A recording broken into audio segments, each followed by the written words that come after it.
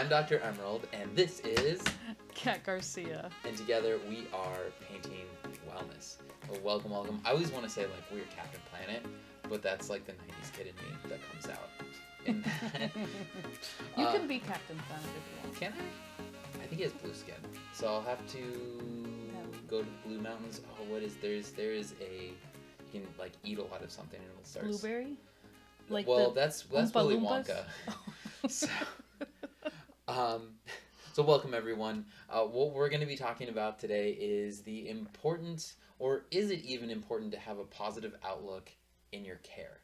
And we were trying to not talk about this as we were going along, getting ready for this episode. So I feel like both of us have a lot to talk about around this. So I'm going to pitch this over to you, Kat, first on. Do you even just think that it's important to have a positive outlook in care? Yes. I mean, when you say that, I just think hope. Okay. Like, to me, so I'm going to show up and I'm either going to be hopeful or not hopeful. That's what I think when you say that. But, because isn't it hope though, what you're saying? I think it is hope. Yeah. I think it's being able to come in and say, whatever's I'm going through right now, there's like a pathway through it to the other side of this forest. So, I mean, I guess a positivity or whatever, like I'm going to this provider and they will be able to help me, right? So yeah, absolutely. Absolutely we need to have a positive outlook or hope or whatever that's going to be called. But I'm going to call it hope because I really think that that's what we can switch it to hope. I like that too. Yeah. Just like be hopeful that whatever I'm getting treated for or whatever I'm coming in for is actually going to be fixed, or I'm going to get answers or whatever. Yeah, perfect. We solved the problem then. So there you go. Right, next time join us. Then who instills that, or who should have that if I'm coming in to see a provider for physical, mental health, whatever it might be, should I have hope like when I'm going in, or is that something that maybe that's like a fire that starts to get lit and really starts to become blazing as I'm under care, do you think? Honestly, I think that as providers we probably may have experience different because I think a lot of times when people come to me, they are hopeless. They're hopeless. But if they're coming to you, well, that's a significance of hope, yes. But it's almost like they're last. That's the last thing. Yeah, I see that too. Where there's like one of the comments that I hear often is I have been to so many other people or providers, and I don't even. It's my favorite is I don't even know if this is gonna work, but I've tried everything else, so I'm willing to give this a shot. And the visualization that I have around this topic of hope is it's almost like within us we have this idea of hope. It's like a small little fire that maybe there's just a little bit of a spark that's still there, but it does need some fanning and it needs some help to continue to grow. And that's where I see the provider can really have a huge role in this, is to help that flame start to reignite. Yeah. So you do think that it's the provider's role? I think that the provider plays a role in the like helping of hope getting there or building it. But I do think that there's got to be a transition that the person coming in also has to believe it. Yeah, for sure. But it may be in the beginning, that like initial momentum push. Yeah. That's what I find where when someone comes in, I'm like, hey, I have seen other people have this problem, this hurdle, and they've been able to get it resolved. And I think that can be the start for someone where they're like, oh, it's possible. Like this is possible for me to get through to the other side.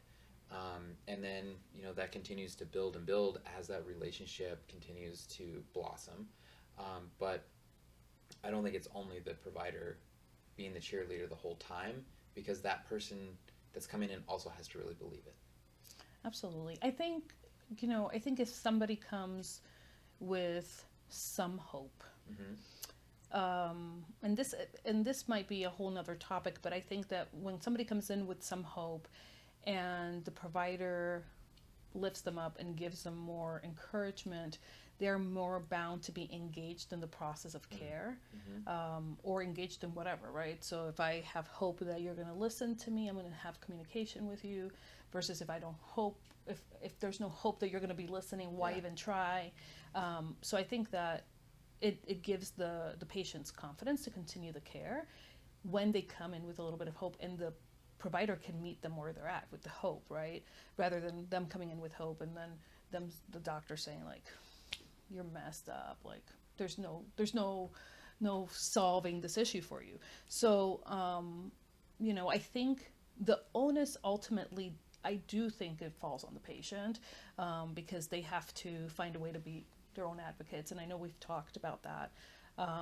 So I think you're right. I mean, as far as transitioning, I think maybe it even transitions back and forth, like because I can come with very little hope, and so you lift me up, and then and you maintain that, and then I come back with a lot of hope, and you're like, okay, that's awesome. Like, so I think it's a give and take. Yeah, there's that ebb and flow, because there's going to be setbacks. Absolutely. Certainly, like, life happens, and sometimes, it's like, oh gosh, that this happened, or like, I thought it was past this, and now I feel like I'm taking a step back. And that, in my opinion, yeah, that's like part of the process, right? That, like, it's not just going to be this linear thing that happens. In that progression of care, where else can they be looking for hope, and not only just maybe the provider? Like, is there other areas that you found like people can continue to seek advocacy, seek hope, to continue that process?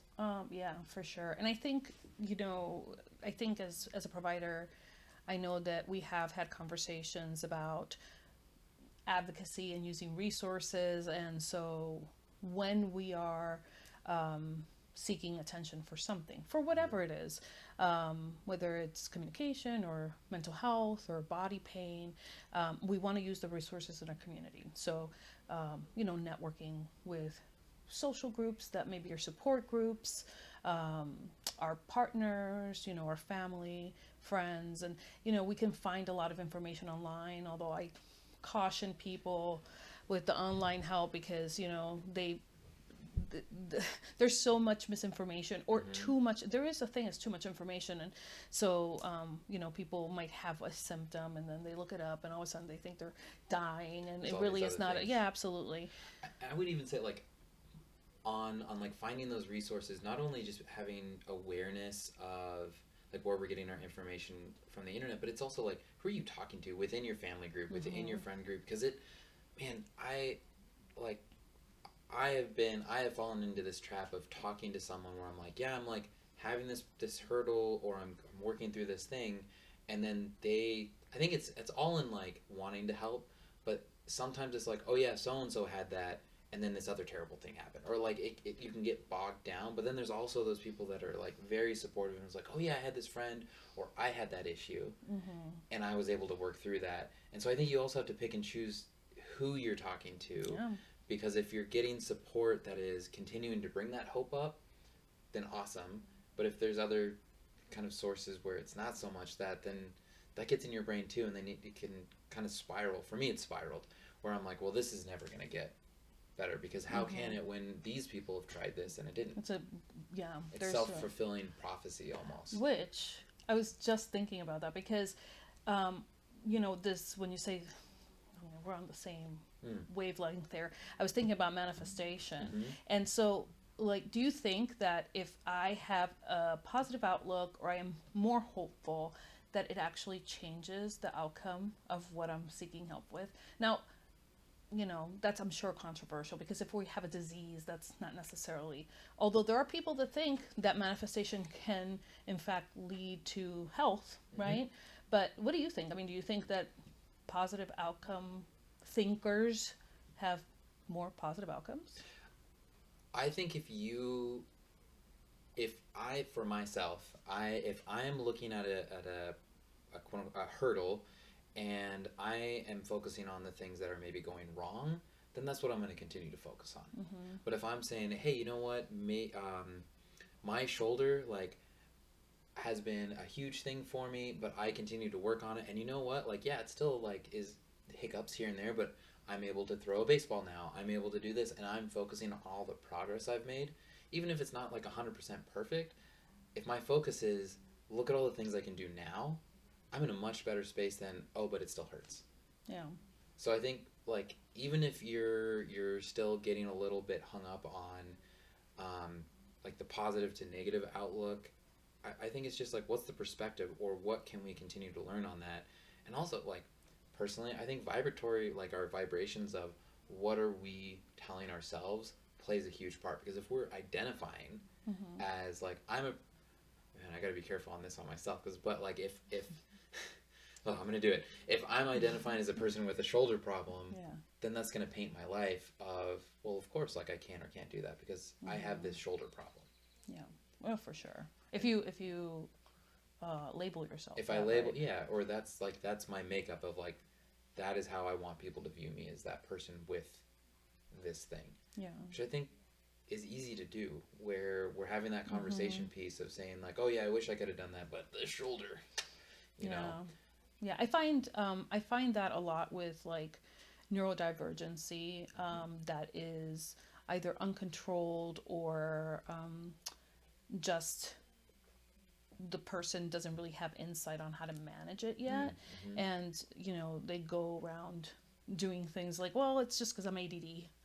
So, and that's Yeah, really hard. Like, yeah. okay, it's okay. Well, then what are you going to do about it? But so that they accidentally label themselves in that characteristics rather Mm-hmm. than, and that comes with with insight and thing. And I think and when we look at manifestation or having hope or having positive outlook, I also think it moves us to continue self advocacy and seeking care. Because if Mm-hmm. we do not have hope, That was the point. then what's the point of getting more? So even people like that come in and say, well, I have no hope for anything else. Oh, but you made it here. There must be something A there, little bit of something. because why even show up Mm-hmm. if there truly isn't anything? Correct. So maybe I mean that's a good piece in the sense of like if you were feeling like you were in a place that there is no hope, but you still managed to make the appointment, there's hope.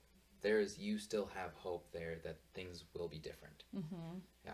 Yeah, I do think that that's going, and I personally believe that outcomes do improve with thoughts, positive thoughts, and because I do believe also in energy and vibrations and things like that. And I think again it just helps us be more in tune with our body, and maybe even, I know we've talked about this, but being able to talk to our providers for what we need, because then we also have hope in our providers and trust, and Mm-hmm. that all going to lead to positive things, we hope, right? Like, Ideally, well, in my opinion, such a huge, um, I don't want to say burden, but responsibility that the provider has is how are you talking to your practice members or your patients? mm-hmm, Because if you're communicating to them as in like this is just how it is, or you have 6 months, or you're never going to be able to do this, mm-hmm, that is cementing in their mind, can cement in their mind that yeah, that's going to be the case, and as opposed to wording it in a way that like, hey, this is going to take work, or this can take work, or here are some different options that you can do, um, because I think that is a huge part of this is what is your provider speaking to you about, mm-hmm, because they're the expert. absolutely, And so if the expert is mm-hmm, saying this is going to go this way or that way, like you're going to take that in. yeah, yeah. And we listened to our friends or Aunt Susan that had the Mm-hmm. thing and it didn't work out for her, and we go to our providers to try to reinforce what I'm going to prove somebody wrong, my friends or Mm-hmm. WebMD or whatever it is. And, so I think as a provider, I think there is a huge responsibility, even though ultimately it's the patient's responsibility to self advocate and have Mm-hmm. that in them. But I think as providers, we always need to have hope for the client and speak hope for the client or the patient, because if not, they're going to be like, well, then why continue treatment? Or And words matter. We talk about words mattering and how we speak to people, and that's providers or each other, relationships, whatever it is. So tone matters, words matter. So the idea of like our providers need to have good bedside manner is That's a crazy concept. And just being able to say, okay, well, I know this is hard, but we can do it together. I'm going to give you resources or whatever. Yeah, holding space. Holding space. Holding space, huge. And I don't remember having a course like that when I was going through school, but I think that would be a really useful chapter in schooling of like, how do you hold space for someone that is going through a hard time, or walking them through in a way that is going to allow them to process things and have hope, or whatever it might be in that maybe care plan or whatever that might be, because it is, yeah, it's important. And as you said before, like that's gonna like ebb and flow of whose responsibility and where is each party kind of sitting in that day. Yeah. I think so. With that being said, I want to make sure that we don't misrepresent. So the provider cannot be the only space you have, because the reality is that we have a limited amount of time. So as providers, we might have the appointment time and that's it. So it is going to be really, really important that patients seek community resources, have support networks, and do all those things in addition to that. Because as providers, we can hold the space. But I always tell people, I'm like, well, I can give you tools, but if you go home and you don't use them, like I can't move in with you. That would be weird. So, you gotta afford you. I probably not. So 24/7, like I can't do that.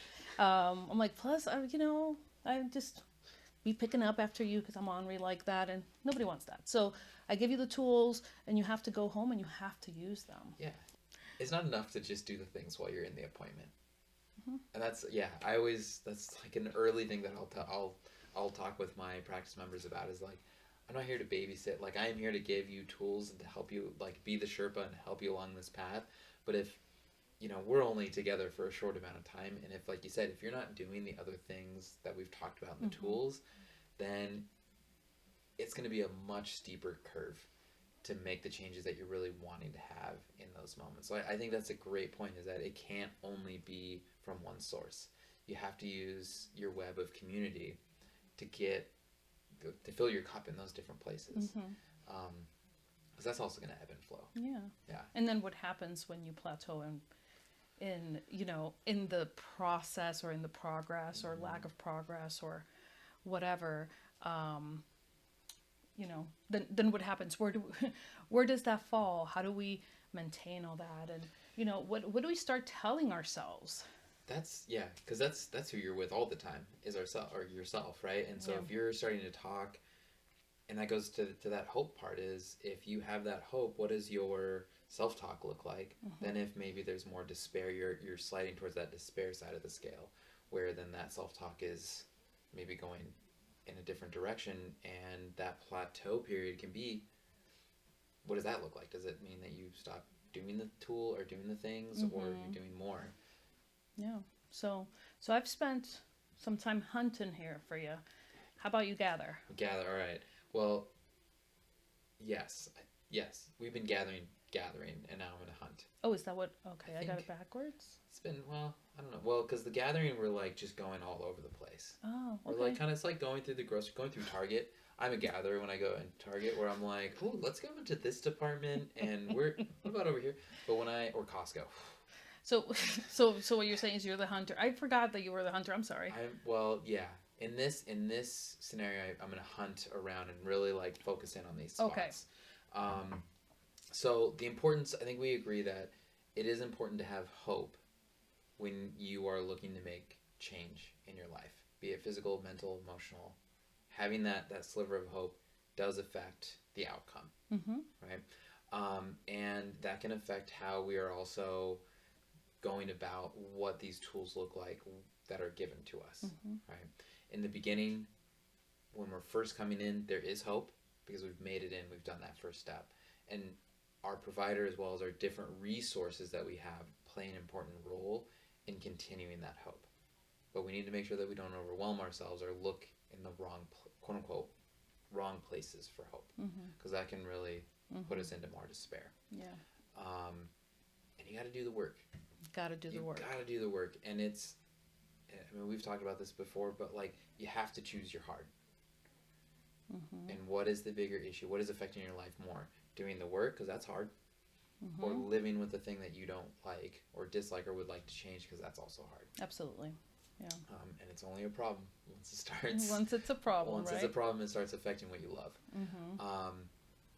And keep at it when you're in the plateau. And I think that bridges us to another topic that we'll do next time is, what does self-talk look like, and how does that affect things? Yeah. And not next time, at some point, because I think that's a huge thing. Yeah, for sure. For all of us. For sure. Is there any other pieces that maybe that I didn't get? No, you got all of it. That's good job. Awesome. Yeah. So that's it for today. Thanks for joining us at Painting Wellness. Painting Wellness. See you next time.